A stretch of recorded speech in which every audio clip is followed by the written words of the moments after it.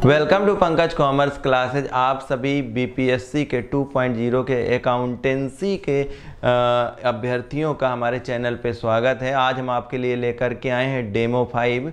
तो आइए हम स्टार्ट करते हैं आज का सेशन। हमारा आज का फर्स्ट क्वेश्चन है, एक व्यापारी द्वारा अपने बैंक में रखा जाने वाला खाता कहलाता है। जो व्यापारी है, बिजनेसमैन है, बिजनेसमैन कौन सा अकाउंट बैंक में रखते हैं?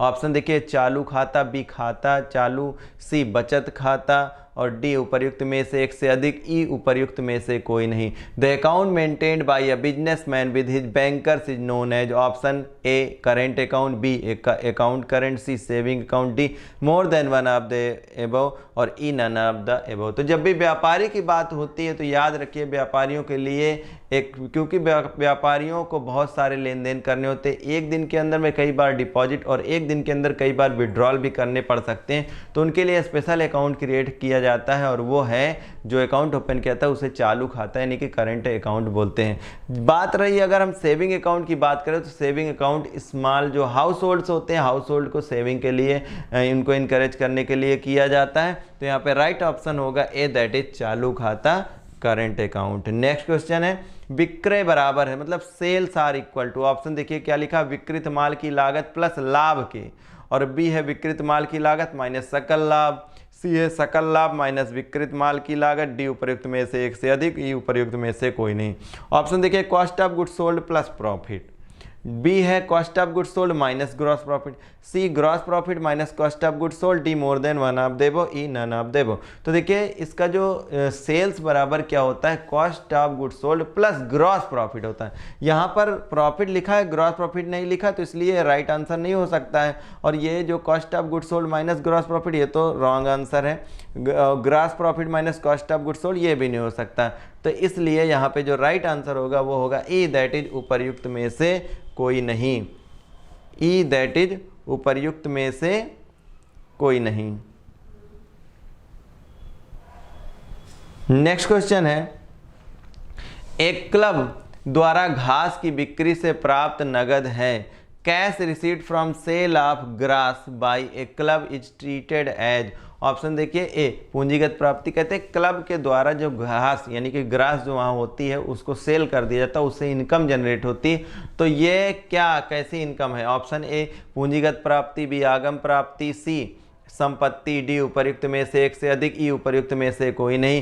Cash receipt from sale of grass by a club is treated as, तो capital receipt, B revenue receipt, C assets, D more than one of the above, E none of the above. तो इसका right answer हो जाएगा देखिए जो ये घास की बिक्री होती है ये रेगुलर इनकम होती ही रहेगी, और ये जो घास की बिक्री है रेगुलर इनकम है और इस तरह से ये रेवेन्यू रिसीप्ट है। तो यहाँ पर राइट आंसर हो जाएगा B, that is revenue receipt. Next question है, एकल प्रविष्टि प्रणाली की शुद्ध संपत्ति विधि में शुद्ध लाभ की गणना किससे की जाती है? In case of net worth method of single entry net profit is ascertained by. Option देखिए ए, व्यापार एवं लाभ हानि खाता, trading and profit and loss account, B प्रारंभिक एवं अंतिम पूंजी के मध्य तुलना, comparison of capital between opening and closing period, C वर्ष के अंत में चिट्ठा बनाकर preparing balance sheet at the end, D उपर्युक्त में से एक से अधिक, more than one of the above, E उपर्युक्त में से कोई नहीं, नन ऑफ द अबव। तो जैसा कि क्वेश्चन ने कहा कि एकल प्रविष्टि प्रणाली की शुद्ध संपत्ति विधि में शुद्ध लाभ की गणना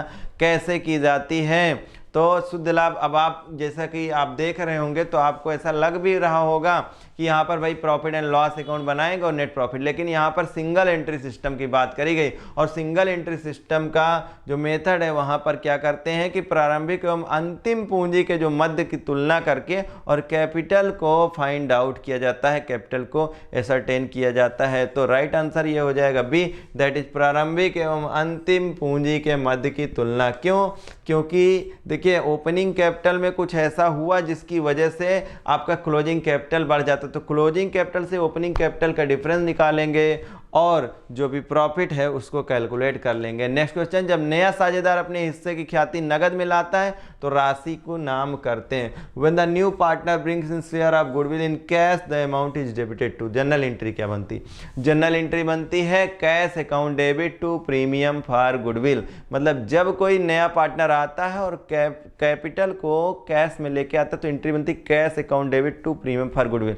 तो देखिए डेबिट किसको किया गया? कैश को डेबिट किया गया। अब इसी अगर कोई भी पार्टनर आता है, नगद नया पार्टनर आता है और प्रीमियम फॉर गुडविल को नगद नहीं लेके आता, तो ऐसी कंडीशन में जनरल एंट्री क्या हो जाती है? New partners capital account debit और टू क्या हो जाता है? Old partners capital account. तो देखिए जैसा कि यहाँ लिखा हुआ कि नगद में लाता है, तो क्वेश्चन में पूछा गया कि डेबिट करते हैं, तो डेबिट किसको करते हैं? कैश को। जैसा कि हमने जनरल एंट्री बनाया, फिर से रिपीट करते हैं, cash account debit to premium for goodwill. तो राइट आंसर क्या हो जाएगा? नगद यानी कि रोकड़ खाता में C is the right answer, that is cash account. Next question देखिए, लेखांकन के मूल प्रलेख source documents of accounting are. तो ए है कैश मेमो, बी बीजक और बिल, इनवाइस एंड बिल्स भी होते हैं, सी चेक, तो डी उपयुक्त में से एक से अधिक, more than one of the above, ई है उपयुक्त में से कोई नहीं। तो यहाँ पे राइट आंसर हो जाएगा डी, दैट इज उपयुक्त में से एक से अधिक, more than one of the एबो। नेक्स्ट क्वेश्चन है, ए तथा बी 2:1 के अनुपात में साझेदार, उन्होंने 1/3 भाग देकर सी को साझेदार बनाया, नया लाभालाभ अनुपात क्या होगा? A and B are partners in the ratio 2:1, they admit C giving him 1/3 share, the new ratio will be। तो नया रेशियो कैसे कैलकुलेट करेंगे? तो थोड़ी सी वर्किंग है इसमें कि अगर ए और बी 2:1 में शेयर करते हैं और C नया पार्टनर आया 1/3 के लिए, तो हम ये मान लेते हैं कि जो C है यानी कि पूरे फर्म का जो रेशियो है वो 1 है। तो क्या कहेंगे? Let the firm be 1। यहाँ पे स्पेस नहीं है तो कोई बात नहीं, यहीं पे मैनेज कर लेते हैं। तो रिमेनिंग शेयर क्या बचेगा? आप बताइए। जब C को 1/3 दे दिया जाएगा तो 1 - 1/3 इज इक्वल टू 2/3 हो जाएगा। इस 2/3 को ये आपस में शेयर करेंगे तो A का हो जाएगा ये कि पहले से ये कितना हिस्सा था? 2/3 को शेयर करेंगे 2/3 में, और 2/3 इंटू 1/3, और C का तो ऑलरेडी कितना है? 1/3। तो यहाँ पे देखिए 2 2 जा 4/3, 3 जा 9, और यहाँ पे 2 1 जा 2 और अपन 9, और C का चूंकि 1/3 है तो इसको 9 पे यानी कि जो एलसीएम है इसको इक्वल करेंगे, तो मल्टीप्लाइड बाई 3 से करेंगे तो ऊपर भी 3 से ही मल्टीप्लाई करेंगे। इस तरह से 3/9 हो जाएगा। रेशियो आप चेक करेंगे तो क्या आ जाएगा? 4:2:3। तो ऑप्शन देखिए कहीं पे 4:2:3 है। जी हाँ, आप देख सकते हो। इसका राइट ऑप्शन क्या हो जाएगा? ए राइट ऑप्शन हो जाएगा 4:2:3। A will be the right answer. Next question देखिएगा, ए बी एवं सी 5:3 के अनुपात में साझेदार हैं और बी सेवानिवृत्त हुआ, यानी कि रिटायरमेंट का क्वेश्चन है यहाँ पर कि बी रिटायर्ड हुआ है एवं उसके अंशों को ए एवं सी ने 2:1 के अनुपात में ले लिया, और नया लाभ हानि अनुपात यानी कि नया अनुपात क्या होगा?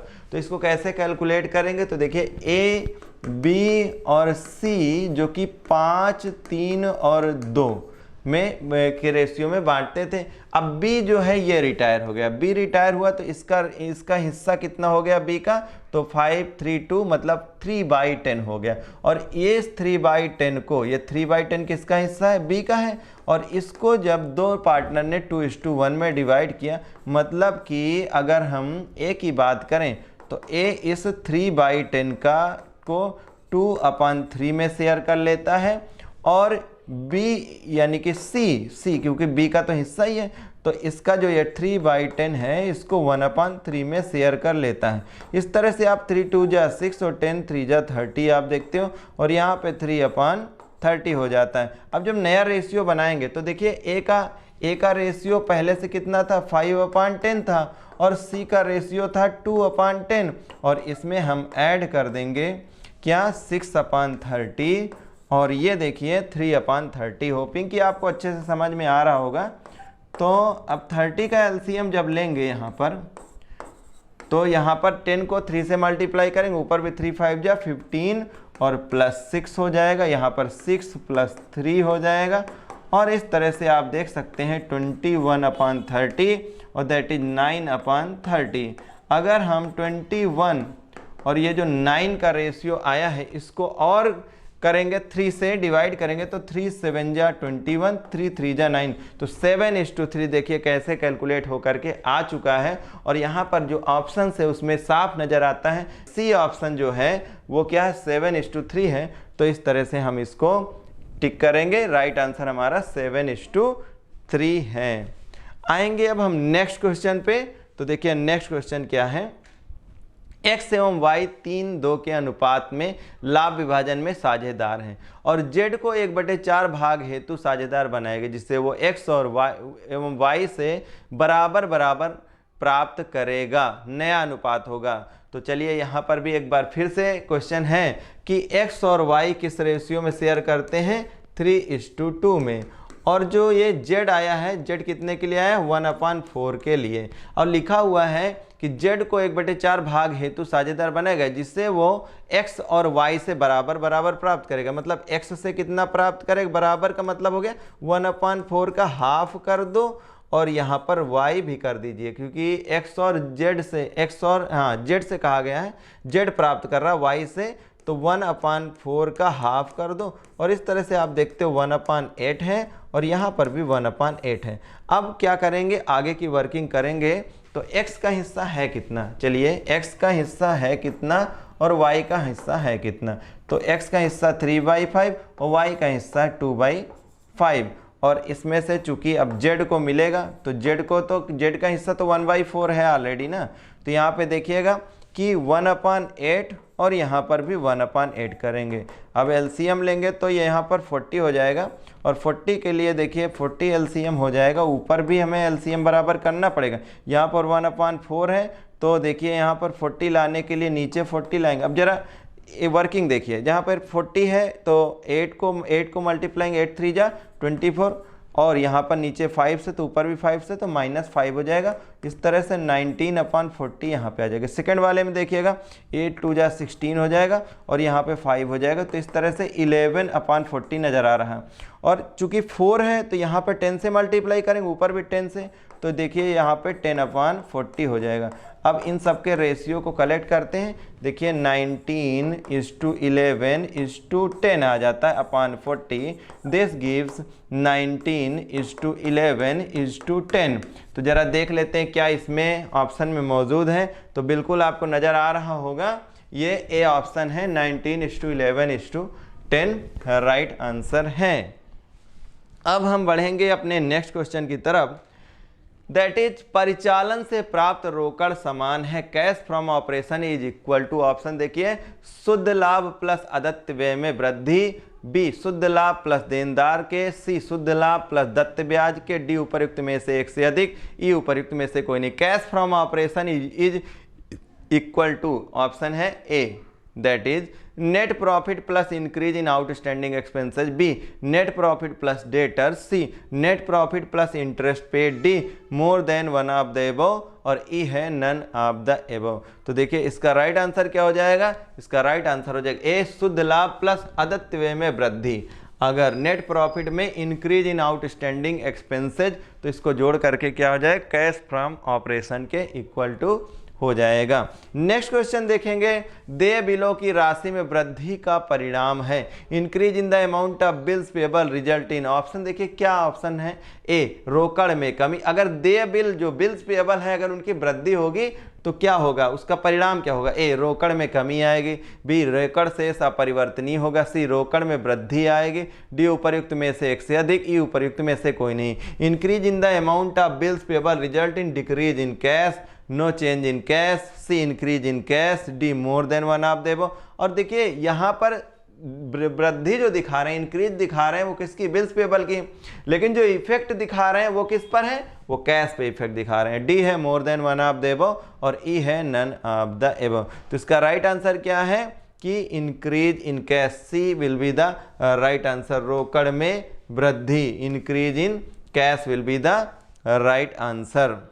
नेक्स्ट क्वेश्चन है, रोकड़ प्रवाह विवरण में रोकड़ के प्रयोगों में सम्मिलित है, application of cash in cash flow statement include, यानी कि रोकड़ प्रवाह विवरण में जो कैश फ्लो स्टेटमेंट में रोकड़ प्रयोगों में सम्मिलित ए परिचालन हानि ऑपरेटिंग लॉस, बी दत्त कर टैक्स पेड, सी प्राप्त ब्याज इंटरेस्ट रिसीव्ड, डी उपर्युक्त में से एक से अधिक more than one of the above, E उपर्युक्त में से कोई नहीं नन ऑफ द अबव। तो देखिए इसका जो राइट आंसर हो जाएगा वो होगा उपर्युक्त में से एक से अधिक, यानी कि मोर than one of the above. रोकड़ प्रवाह कैश एप्लीकेशन ऑफ कैश का मतलब होता है, एप्लीकेशन मतलब होती है यूज, तो use of cash inflow statement में क्या होगा, ऑपरेटिंग लॉस या टैक्स पेड भी हो सकता है या इंटरेस्ट रिसीव हो, कुछ भी हो सकता है। तो यहाँ पर राइट आंसर क्या हो जाएगा, डी उपर्युक्त में से एक से अधिक। नेक्स्ट क्वेश्चन है, एक प्रभावी लेखा रिपोर्ट द्वारा पूरा किया जाने वाला मानदंड है। The criteria fulfilled by an effective accounting report is, option देखिए प्रासंगिकता, समयबद्धता, सटीकता, पूर्ण एवं सार रूप, बी प्रासंगिकता, समयबद्धता, सटीकता, पूर्ण एवं वैश्विक, सी प्रासंगिकता, सुपाठ्यता, सटीकता, गति एवं डी उपर्युक्त में से एक से अधिक, ई उपर्युक्त में से कोई नहीं। रेलिवेंस, टाइमलाइनेस और accuracy, complete and summarized, B relevance, timeliness, accuracy, complete and globalized, C relevance, legibility, speed and accuracy, D more than one of the above, E है none of the above। तो देखिए इसका जो right answer होगा वो होगा ए, that is प्रासंगिकता, समयबद्धता, सटीकता, पूर्ण एवं सारूप, यानी कि जो क्राइटेरिया फुलफिल होता है अकाउंटिंग रिपोर्ट के द्वारा वो है relevance, timeliness, accuracy, complete and summarized. Next question है, COBOL, BASIC, Fortran, C plus plus, Java किसके उदाहरण है। जाहिर सी बात है ये लैंग्वेज होती हैं, तो COBOL, BASIC, Fortran, C plus, Java are examples of a उच्च स्तरीय प्रोग्रामिंग भाषाएं, बी निम्न स्तरीय मशीन भाषा, सी आवेदन सॉफ्टवेयर, डी उपर्युक्त में से एक से अधिक, ई उपर्युक्त में से कोई नहीं। A high level programming language, B low level machine language, C application software, D more than one of the above, E none of the above. तो देखिए इसका जो राइट आंसर हो जाएगा वो है ये उच्च स्तरीय प्रोग्रामिंग भाषाएं हैं, high level programming language is the right option. Next question है, डीबीएमएस निम्नलिखित में से किसके लिए एक उपकरण के रूप में कार्य नहीं करता है। ए डेटा व्यवस्थित करना, बी डेटा बनाना, सी डेटा संसाधन, डी उपर्युक्त में से एक से अधिक, ई उपर्युक्त में से कोई नहीं। DBMS database management system does not serve as a tool for which of the following, organizing data, B creating data, C processing data, D more than one of the above और ई है none of the above. तो यहाँ पे right answer हो जाएगा इसका B, that is data बनाना। तो data, creating data is the right answer. Next question है, यदि अंकित मूल्य पर बट्टे का प्रतिशत 33.33 है तथा बट्टा राशि 1200 है तो विक्रय मूल्य क्या होगा।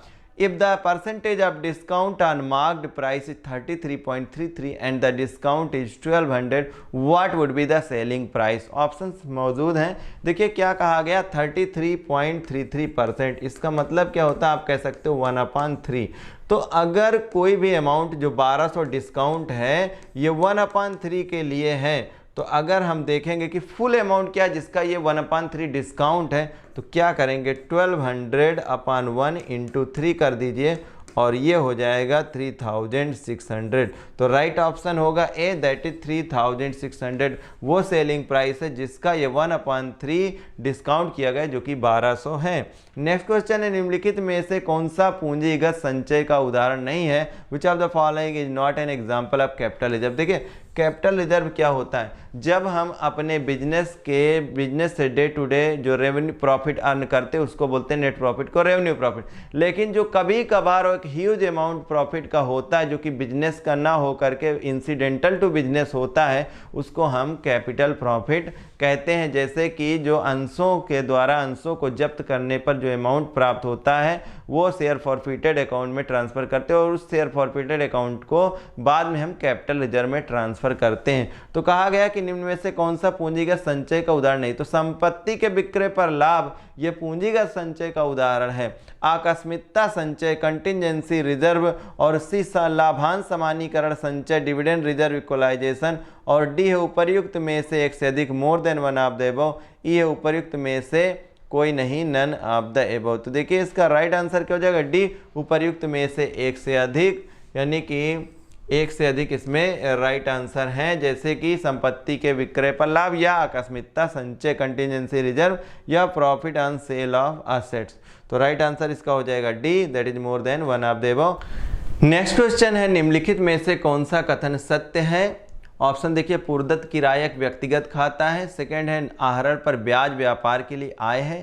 थर्ड है, उपार्जित आय एवं नहीं प्राप्त हुई प्राप्त आय दोनों एक ही हैं। फोर्थ, तेज व्यापार चलाने के लाइसेंस प्राप्त करने की लागत पूंजीगत व्यय है। Which of the following statements are true? Prepaid rent is a personal account. Second, interest on drawing is an income for the business. Third, accrued income and income due but not received are same. Next is cost of obtaining licence to carry out business is a capital expenditure code. तो देखिए, जैसा कि लिखा, पूर्वदत्त किराया prepaid expense क्या होता है? एक व्यक्तिगत खाता है, ये राइट यानी कि सत्य कथन है। दूसरा, आहरण पर ब्याज जो कि व्यापार की तरफ से देखें तो व्यापार के लिए एक इनकम है। और थर्ड, उपार्जित आय मतलब कि कोई भी इनकम जो कि अर्न्ड है बट नॉट रिसीव्ड, या फिर कोई भी इनकम जो कि प्राप्त नहीं, ये दोनों एक ही है, तो ये बात सत्य है। और चौथा, व्यापार चलाने के लिए जो लाइसेंस लेना, ये एक तरह के पूंजीगत व्यय है, क्योंकि वन टाइम इन्वेस्टमेंट करते हैं और लंबे समय तक इसका फायदा मिलता है। तो यहाँ पर आप देख सकते हैं कि एक से अधिक ऐसे ऑप्शन है जो कि राइट है, जैसा कि यहाँ पूछा गया ए 2:3, बी 1:3, सी 2:3:4 और डी है उपर्युक्त में से एक से अधिक, more than one of the above, और ई है उपर्युक्त में से कोई नहीं। तो यहाँ पे राइट आंसर हो जाएगा डी, उपर्युक्त में से एक से अधिक आंसर्स यानी कि कोड ये राइट हैं। नेक्स्ट क्वेश्चन है, गुप्त संचय के निर्माण के तरीके हैं। तो गुप्त संचय एक सीक्रेट रिजर्व क्या होता है, जो कि किसी फर्म के अंदर ही क्रिएट किया जाता है। अब ये क्रिएट करने का तरीका होता है कि कुछ ऐसे एक्सपेंसेज हैं उनको या तो ज़्यादा दिखा देते हैं या प्रॉफिट्स होते हुए नहीं दिखाते। और इन सीक्रेट रिजर्व का बहुत ज़्यादा यूज भी होता है ऐसे सिचुएशन में जब फर्म की सिचुएशन अच्छी नहीं होती है या मार्केट की सिचुएशन नहीं होती, तो उन लॉसेस को रिकवर करने के लिए इन सीक्रेट रिजर्व का यूज किया जाता है। ऑप्शन देखिए, विक्रय को कम बताकर, by suppressing the sale. Second, स्कंद एवं ख्याति को कम मूल्यांकन करके, और by undervaluing stock in trade and goodwill. Third है, अधिक मूल्य ह्रास लगाकर, by charging depreciation excessive depreciation. और फोर्थ है, पूंजीगत व्ययों को लाभ हानि खाते में लिख करके, by charging capital expenditure to profit and loss account. तो देखिए ऑप्शन से एक ए ऑप्शन है 1, 2 एंड 4, बी है 2, 3 एंड 4, सी है 2 और 4, डी उपर्युक्त में से एक से अधिक, ई है उपर्युक्त में से कोई नहीं, नन ऑफ द एबव। तो देखिए इसका राइट आंसर क्या हो जाएगा, डी, कि उपर्युक्त में से एक से अधिक मेथड हैं जिसके द्वारा सीक्रेट रिजर्व क्रिएट किया जाता है। और हमारा आज का लास्ट क्वेश्चन है, नया लेखा मानक जो कि 10 है प्रभावशील हुआ as AS10 new has come into effect from, देखिए 1 अप्रैल 2016 से, और दूसरा है 1 अप्रैल 2018 से, तीसरा 1 अप्रैल 2017 से, डी उपर्युक्त में से एक से अधिक, ई उपर्युक्त में से कोई नहीं। तो राइट ऑप्शन होगा सी, दैट इज 1 अप्रैल 2017 से जो नया वाला AS10 है ये प्रभावी हुआ है। तो ये थे आज के 20 question. Hoping that you have understand very well. हमारे कोर्सेज को बाई करने के लिए और हमारे ऐप को डाउनलोड करने के लिए इंफॉर्मेशन दी गई है आगे। Now it's time to discuss about the course. तो हमारे 3 कोर्सेज हैं जैसा कि आपको जो रिक्वायर्ड है कॉमर्स एस्पिरेंट्स के लिए। तो पहला कोर्स है हमारा अकाउंटेंसी का। तो इस कोर्स में आप देख सकते हैं कि सारा कुछ जैसा कि जो भी ऑनलाइन क्लासेज होंगी, live classes plus recorded videos plus इसमें जो PDF हैं सारी इन्वॉल्व कर जाएंगे स्टडी मटेरियल का। इसके साथ ही MCQs का टेस्ट कराया जाएगा और इसके साथ ही जो सबसे वंडरफुल चीज़ है वो है टेस्ट सीरीज इस कोर्स में ही इंक्लूड होगा। जो लोग सिर्फ कोर्स नहीं परचेज करना चाहते हैं, उनकी तैयारी, उनको लगता है कि उनकी तैयारी हो चुकी, तो उनके लिए हमारा दूसरा ऑफर है जो कि टेस्ट सीरीज का है। तो ये अकाउंटेंसी का टेस्ट सीरीज, तो ये दोनों कोर्सेज, पहला है कि अकाउंटेंसी का फुल कोर्स है और दूसरा है कि अकाउंटेंसी का टेस्ट सीरीज है। अब हम बात करेंगे अपने दूसरे कोर्स के बारे में। सेकेंड कोर्स है हमारा जो कि बिजनेस स्टडीज़ का है। इन द सेम वे कि सारा कुछ इंक्लूड किया जाएगा, जैसा कि आपसे हम पहले ही बता चुके हैं कि इसमें आपका जो भी लाइव क्लासेज है, रिकॉर्डेड क्लासेज हैं, और इसके साथ ही जो भी स्टडी मटेरियल क्लास में पढ़ाया जाता है उसका स्टडी मटेरियल इंक्लूड किया जाएगा। इसके साथ ही टेस्ट सीरीज और ऑनलाइन MCQs भी इंक्लूड किए जाएंगे, उसके PDFs होंगे। और इसी के साथ ही आप बिजनेस स्टडीज़ का टेस्ट सीरीज भी आप कर सकते हैं। जो लोग फुल कोर्स कोर्स ले रहे हैं उसमें टेस्ट सीरीज ऑलरेडी होगी। अगर आप खाली टेस्ट सीरीज लेना चाहते हैं तो खाली टेस्ट सीरीज भी ले सकते हैं। इसके बाद आप देख सकते हैं कि हमारा तीसरा कोर्स है जो कि एंटरप्रेन्योरशिप का है। तो सेम हेयर एंटरप्रेन्योरशिप के साथ भी है कि आप इसका कोर्स परचेज कर सकते हैं, और अगर कोर्स पे नहीं जाना चाह रहे हैं तो फिर आप जो है इसके साथ में टेस्ट सीरीज भी ले सकते हैं। तो ये था हमारे कोर्सेज के रिगार्डिंग। ऐप कैसे डाउनलोड करेंगे, तो ऐप के लिए बात करेंगे आगे। हमारे ऐप को डाउनलोड करने के लिए सबसे पहले आप जाएंगे प्ले स्टोर पर। प्ले स्टोर पर सर्च करेंगे पंकज कॉमर्स क्लासेस, और इस पर जाने के बाद में इसे आप इंस्टॉल करेंगे। जैसा कि आप देख पा रहे हैं हमने पहले से इसे इंस्टॉल कर रखा है, तो हम इसे ओपन कर लेंगे और फिर आपको नज़र आएगा होम टैब। होम टैब के पास में ही बैचेज का ऑप्शन और इसके बाद स्टोर का ऑप्शन। स्टोर पर आप स्क्रॉल करेंगे और आप देख पाएंगे सारे कोर्सेज जो कि बीपीएससी के लिए हैं, और इसमें एंटरप्रेन्योरशिप, बिजनेस स्टडीज़ के लिए टेस्ट सीरीज, और इसके साथ ही अकाउंटेंसी और अकाउंटेंसी का टेस्ट सीरीज है। तो आप अपने अकॉर्डिंग जिस भी सब्जेक्ट में आपने अप्लाई किया है उसके अकॉर्डिंग आप इसे बाई कर सकते हैं। तो ये था हमारे कोर्स के रिगार्डिंग कि कोर्स कैसे परचेज करेंगे और ऐप कैसे डाउनलोड करेंगे। वीडियो देखने के लिए थैंक्स फॉर वॉचिंग।